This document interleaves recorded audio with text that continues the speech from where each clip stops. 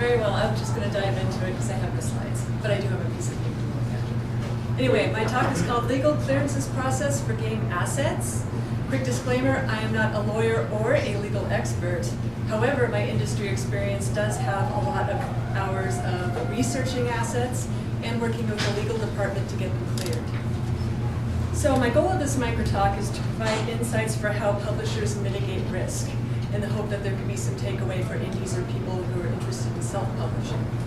So I'm going to go for a process overview here, and then give some examples of game assets that get cleared, and then I will also provide some online research resources that you can use if you want to pursue research on your own.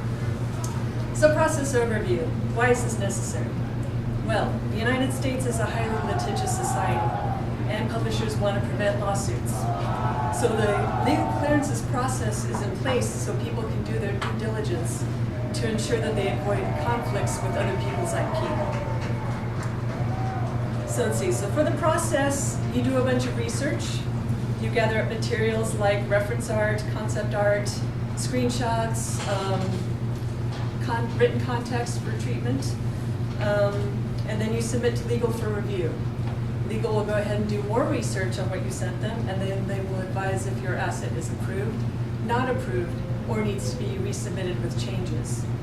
It's not a perfect science. Legal does make a judgment call based on what the research brought up, the context of how the asset is being used, and their knowledge of industry lawsuits.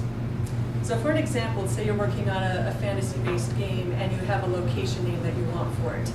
So you go ahead and you do your research in one scenario, and let's say you find, oh, there are a ton of video games using this location name. That's a very good sign. That means that legal is likely to clear it because you're not infringing on anyone else's IP. But let's say in an alternate scenario, you do your research and you find out, oh, there's one video game out there that uses this location name. Even worse, it kind of has the same feel as my environment. Generally, legal is not going to approve it as is. They're going to want you to change something so that you're not going to be treading on someone else's IP. So for an example, some assets that do get cleared, and by all means, this is not a complete list. Your titles, your main game title, your expansion names, your DLC names all get cleared. Your characters, locations, props, vehicles. Vehicles is a very big one because if you're not licensing a vehicle, you have to make sure that your vehicle looks very generic, so not to infringe. Buildings and landmarks can be a big deal because some of these are also copyrighted and trademarked and they have restrictions on them. Other assets are user abilities, maps, fonts, video footage.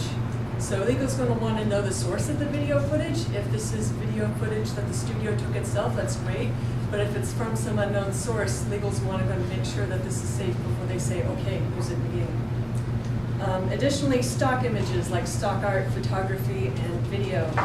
You may also want to make sure that you check with legal that they're clear before you actually purchase any of them, because they vary in their restriction, and just because you purchase stock photography does not mean you necessarily have the right to use it any way you want in the game. So additionally, I'm going to cover open source assets.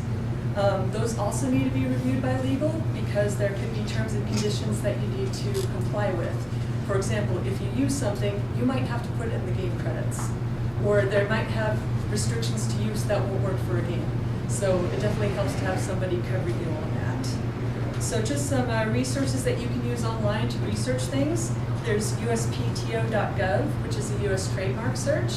And so if you have an idea for a game title, you can go ahead and look this up and see if anybody has already filed a trademark for it for computer software or a computer game. If somebody has already filed it, don't use it. Just a note. Because anyone who owns a live trademark will have to defend it.